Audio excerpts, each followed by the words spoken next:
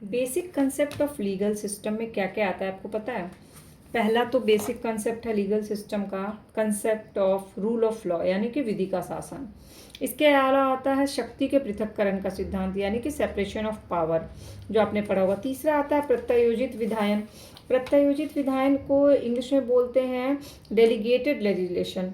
इसके बाद आता है मध्यस्थता, सुलह, लोक अदालत, एडीआर। ये सारा चीज़ जो है ना, न्यायिक पुनरावलोकन, ये सब क्या है? ये सारी चीज़ें basic concept of Indian legal system. अब सारे से तो लॉन्ग क्वेश्चन पूछा नहीं जाता है, कुछ से लॉन्ग क्वेश्चन बनते हैं, कुछ से लॉन्ग क्वेश्चन नहीं बनते हैं।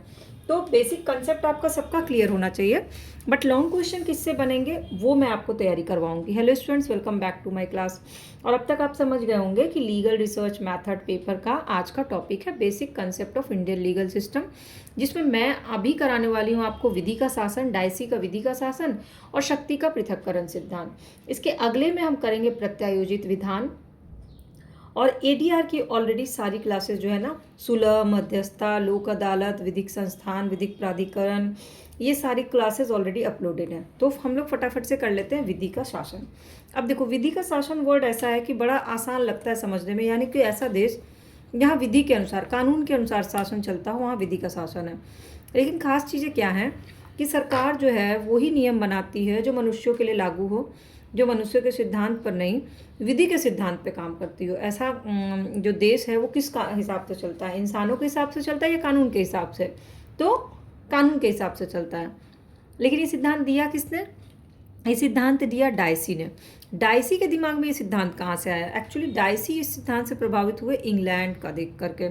उन्होंने इंग्लैंड में देखा कि इंग्लैंड कानून सबसे ऊपर है, इंग्लैंड में, जहाँ पर कानून के लिए नज़र में सब लोग समान हैं, कोई पक्षपात, कोई भेदभाव कुछ नहीं होता है। उन्हें ये चीज़ अच्छी लगी और उन्होंने ही दिया विधि का शासन, जो भारत में है कि पक्षपात व्यक्ति के शासन का गुण है।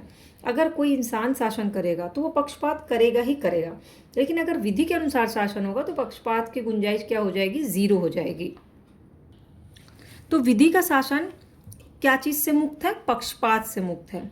अब इसकी सर्वप्रथम कल्पना किसने की? तो इसकी सर्वप्रथम कल्पना की थी इंग्लैंड में एडवर्ड कोक ने की थी। एडवर्ड कोक जो है, उन्होंने कहा कि सम्राट को विधि और ईश्वर के अधीन होना चाहिए। मतलब राजा जो है किस दो लोगों चीज के अधीन है? एक तो भगवान के अधीन है और दूसरा कानून के अधीन राजा काम करेगा। मतलब राजा निरंकुश नहीं है, राजा को भी कानून के हिसाब से ही काम करना पड़ेगा। इसका मतलब है, एडवर्ड कोक कहते हैं कि कार्यपालिका पर विधि का संप्रभुता की सर्वोच्चता होगी, पर वास्तविक अर्थ यह है कि विवेक की अनुपस्थिति होनी। तो अब विधि के शासन के अगर कोई अर्थ पूछे आपसे तो आप क्या बताओगे? डायसी के हिसाब से विधि के शासन के 3 अर्थ डायसी ने बताया। एक तो ऐसा शासन जिसमें सुप्रीमेसी ऑफ लॉ हो, यानी कि विधि की सर्वोच्चता हो। ऐसा शासन जो विधि के समक्ष क्षमता, इन इक्वालिटी बिफोर लॉ, कानून की नज़र में सब समान है, अमीर गरीब। हालांकि ये देखो, ये बात कहने वाली होती है, लेकिन गरीबों तक न्याय की पहुंच कितनी और अमीरों तक कितनी पहुंच है, ये हम और आप अच्छे से जानते हैं। तो जो किताबों का ज्ञान है वो किताबों तक ही सीमित रह गया है। आप खैर, तो विधि के समक्ष यानी विधि की नज़र में सभी समान है। और तीसरा, विधिक भावना की प्रबलता, यानी कि लीगल स्पिरिट की प्रबलता होनी चाहिए। तो अब ये 3 जो है, ये डायसी के हिसाब से परिभाषा दिया गया। तो अब तक आप समझ गए बेसिक कंसेप्ट विधि के शासन का, कि एक तो ये कानून के सिद्धांत पे आधारित है, क्योंकि इससे क्या होगा? कानून के हिसाब से काम करेंगे तो पक्षपात नहीं होगा। ये कहाँ से प्रभावित है? इंग्लैंड से प्रभावित है। और कौन इससे प्रभावित हुआ? डायसी प्रभावित हुई। इसके अलावा और किसने इसकी परिभाषा दी? एडवर्ड कोक ने दी है। 3 तरह के कौन बताया है? तो डायसी ने बताया। 3 अर्थ इसके: विधि की सर्वोच्चता, विधि के समक्ष समता और विधिक भावना की प्रबलता।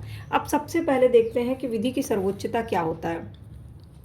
तो विधि के समक्ष समता, विधिक भावना की प्रबलता क्या है? विधि सबसे ऊपर है, किसी का प्रभाव नहीं डाला जा सकता कानून के ऊपर, कोई बाह्य प्रभाव नहीं, कोई आंतरिक प्रभाव नहीं। मतलब कानून जो डिसाइड करेगा वही होगा, कोई अपने मन से कानून में बदलाव नहीं ला सकता है। अगला बदलाव जो भी होगा वो कानून ही लाएगा। तो इसमें आंतरिक और बाह्य किसी का भी प्रभाव नहीं पड़ेगा, चाहे वो किसी भी ओहदे पे हो। इसके अलावा मंत्री, दूसरा जो है, मंत्री और मजदूर विधि के दृष्टि में सभी समान है। यानी विधि के समक्ष क्षमता का एग्जाम्पल क्या है? कि कोई मंत्री हो और कोई मजदूर हो, दोनों ही कानून की नज़र में समान है। दोनों का ही जब केस की हियरिंग होगी या सज़ा सुनाई जाएगी तो उसमें कोई भेदभाव नहीं किया जाएगा। तीसरा है, विधिक भावना संविधान लोगों के अधिकार का स्रोत नहीं है, परिणाम है। ये है विधिक भावना की प्रबलता कहाँ का सोर्स क्या है, संविधान है।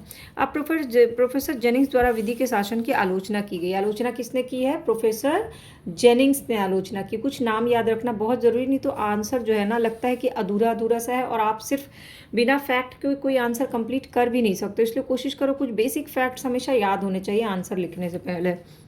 और कोशिश करना कि जब एग्ज़ाम देना तो साइड में फैक्ट सारे पहले ही पेंसिल से लिख लो।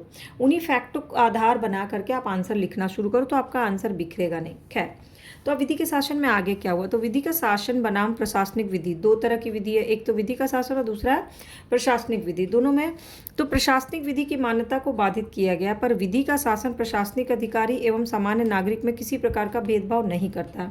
प्रशासनिक विधि प्रशासन तक सीमित है, जबकि विधि का शासन का क्षेत्र क्या है, बहुत व्यापक है। तो विधि का शासन जो है ना लोगों को स्वतंत्रता देता है, जबकि प्रशासनिक विधि जो है प्रशासन में हस्तक्षेप करने के लिए बनाया गया है। विधि के शासन के अनुसार प्रशासन विधि के अधीन कार्य करेगा, मतलब विधि का शासन ज़्यादा बड़ा है, उसी का एक पार्ट है प्रशासनिक विधि। तो दोनों एक दूसरे के विरोध में नहीं है बल्कि साथ में ही काम करते हैं। इसके बाद संविधान में क्या विधि के शासन का कहीं चर्चा किया गया है, तो संविधान में भी विधि के शासन की चर्चा की गई अनुच्छेद 13 में, जहाँ मौलिक अधिकार स्टार्ट हुआ है, अनुच्छेद 32 और अनुच्छेद 226 में, जो कि क्या है 32 और 226 जो कोर्ट से रिलेटेड है, आपको पता होगा हाई कोर्ट सुप्रीम कोर्ट वाला मौलिक अधिकार के हनन पे, और अनुच्छेद 14 जो कि समता विधि के समक्ष क्षमता की बात करता है। इसके बाद है इसमें वाद लिख दीजिएगा, सोनावती वर्सेस बिहार राजवाद की विधि के शासन का महत्व बताता है। विवेकाधिकार अधिकार विधि के शासन के सिद्धांत का शत्रु है, ये इस वाद का कंक्लूजन था। अब विधि के शासन का महत्व क्या है, तो अब तक तो आप खुद समझ गए होगे, तब भी चलो मैं बताती हूँ। एक तो भारत में संविधान की सर्वोच्च साबित होती है, ये सारे पॉइंट्स हैं जिनको आपको डील करना है। दूसरा, संविधान में स्वतंत्रता है, समानता की भावना लाता है, भ्रातृत्व की भावना लाता है, समता के संविधान से अपेक्षा अनुच्छेद 14 में कहा गया ऑलरेडी। अधिकारों का संवैधानिक संरक्षण भी दिया गया है अनुच्छेद 32 के द्वारा। आधारित संरचना का भाग है, केशवानंद भारती बनाम केरल राज्य में ये कहा गया कि विधि का शासन हमारी संरचना का एक बहुत इंपॉर्टेंट हिस्सा है। मनमानी का अपवर्जन है, मनमानेपन को रोकता है, ये कहा गया इंदिरा गांधी वर्सेस राजनारायणवाद में।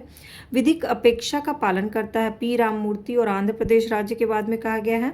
औचित्यपूर्ण निर्धारण करता है, ये शीला वारसे वर्सेस महाराष्ट्र राज्यवाद में कहा गया। और ये लोकहित का संरक्षण करता है, मीसू बीना वर्सेस बिहार राज्य। अब ये सारे बात तो आपको याद रहेंगे नहीं, लेकिन मेन याद रखिएगा कि ये लोकहित के संरक्षण ये बीना वाला केस याद रखिएगा। दूसरा, आप ये वाला इंदिरा गांधी केस जो मनमानी करने से रोकने वाला केस है वो याद रखिएगा। और अगर वाद नहीं भी याद आए तो वाद से रिलेटेड क्या कंक्लूजन है वो लिख दीजिएगा तो भी नंबर मिल जाएगा। तो बेसिकली निष्कर्ष ये निकला कि किसी भी सभ्य समाज में शासन व्यवस्था में जल कल्याण का साधन है विधि का शासन। अब दूसरा आता है शक्ति का पृथक्करण सिद्धांत। ये तो हम लोग बहुत अच्छे से जानते हैं, जैसे कि हमारे घर में ही सारा काम किसी एक पे नहीं दिया जाता है, इसलिए भी कि उसके ऊपर लोड कम पड़े, और इसलिए भी कि किसी एक पे काम पड़ने से क्या होता है, कई बार वो पर्टिकुलर जो है ऑफिस हो या घर हो निरंकुश हो जाता है। उसी तरह से हमारा पूरा देश चलाने का पूरा कार्यभार किसी एक पे नहीं दिया गया, बल्कि शक्ति के पृथक्करण का सिद्धांत अपनाया गया, यानी कि सरकार की 3 शक्तियों में बांटा गया, विधायिका, कार्यपालिका और न्यायपालिका। एक में ही 3 सारी शक्तियाँ नहीं निहित हैं। इसके पीछे का मूल विचार अरस्तु का था, प्लेटो का था और लॉक का था, जिन्होंने कहा कि यही सिविल गवर्नमेंट का रूप है। मॉन्टेस्क्यू ने भी इसी की बात की थी। मॉन्टेस्क्यू के अनुसार अगर सभी शक्तियाँ एक ही में निहित कर दी जाएगी तो वो देश में क्या हो जाएगा, निरंकुश शासन हो जाएगा। इसीलिए शक्तियों का पृथक्करण बहुत ज़रूरी है। वेड और फिलिप्स ने भी इसके 3 अर्थ दिए। एक तो व्यक्तियों का एक ही समूह सरकार के 3 अंगों में से एक से अधिक अंगों का निर्माण ना करे, जैसे कि मंत्रीगण जो है वो संसद में नहीं बैठे। 2 अंग एक दूसरे के कार्य में हस्तक्षेप ना करें, जैसे विधायिका कार्यपालिका में हस्तक्षेप ना करे, कार्यपालिका न्यायपालिका में हस्तक्षेप ना करे, और एक दूसरे के कार्यों का निर्वहन ना करे। ये नहीं कि जो कार्यपालिका का काम है वो विधायिका एग्जीक्यूट करवाए। सबके काम भी बटे हुए, काम को एग्जीक्यूट कराने का तरीका बटा हुआ, काम पूरा न होने पर दंड भी है, सबका अलग अलग सब कुछ डिसाइड किया गया।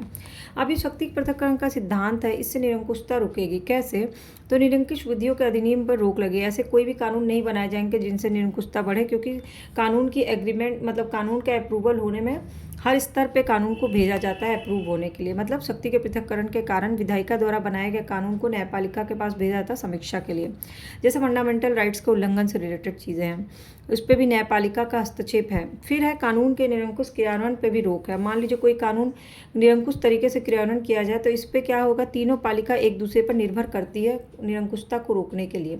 तो भारतीय संविधान में भी शक्ति पृथक्करण का सिद्धांत दिया गया। कैसे? तो कार्यपालिका के सदस्य मंत्रिमंडल के सदस्य होंगे, विधानमंडल के भी सदस्य होंगे। अनुच्छेद 72 आपने सुना होगा, जो क्षमादान की शक्ति देता है। और मृत्युदंड के मामले में कहाँ जाता है इंसान? राष्ट्रपति के पास जाता है। यानी न्यायपालिका के काम में किसने हस्तक्षेप किया? राष्ट्रपति ने। इसका केस है राम जवाया पंजाब राज्य, जिसमें शक्ति पृथक्करण कठोरता से भारत ने स्वीकार नहीं किया, ये बताते हैं। और इंदिरा गांधी और राजनारायण वाद में कहा गया कि सरकार की तीनों शक्तियों के विभाजन को मान्यता दी गई है, कि है शक्तियाँ बटी हुई हैं। न्यायिक शक्ति राज्य की न्यायिक शक्ति के अर्थ में न्यायपालिका में नहीं था। भले न्यायपालिका में ही सारी न्यायिक शक्ति, लेकिन न्यायपालिका में भी हस्तक्षेप करता है कार्य उसकी निरंकुशता को रोकने के लिए। जैसे मैंने बताया मृत्युदंड वाला जो है क्लॉज। न्यायमूर्ति सीकरी कहते हैं कि विधानमंडल, कार्यपालिका और न्यायपालिका के बीच शक्ति का पृथक्करण संविधान का ढांचा है, इसे नष्ट नहीं किया जा सकता है। और इसका महत्व क्या है? तो ऑब्वियस विधायिका कार्यपालिका के मनमानेपन को रोकती है और सक्रिय रह के संविधान की सुरक्षा करती है। तो इस तरह से शक्ति पृथक्करण का सिद्धांत हो गया। अब बाकी का जो है ना प्रत्यायोजित विधान, इसका फुल एक लॉन्ग क्वेश्चन होगा, वो हम बाद में देखेंगे। बाकी ADR से रिलेटेड जो लोक अदालत है, मध्यस्थता है, सुलह है, न्यायिक पुनरावलोकन है, उसकी क्लास ऑलरेडी ADR वाले उस पर अपलोडेड है, आप उसको देख लीजिएगा। और क्लास अगर समझ में आ रही है आसानी तरीके से तो कमेंट सेक्शन में ज़रूर बताइएगा और सब्सक्राइब या फॉलो बटन को क्लिक कर लीजिएगा।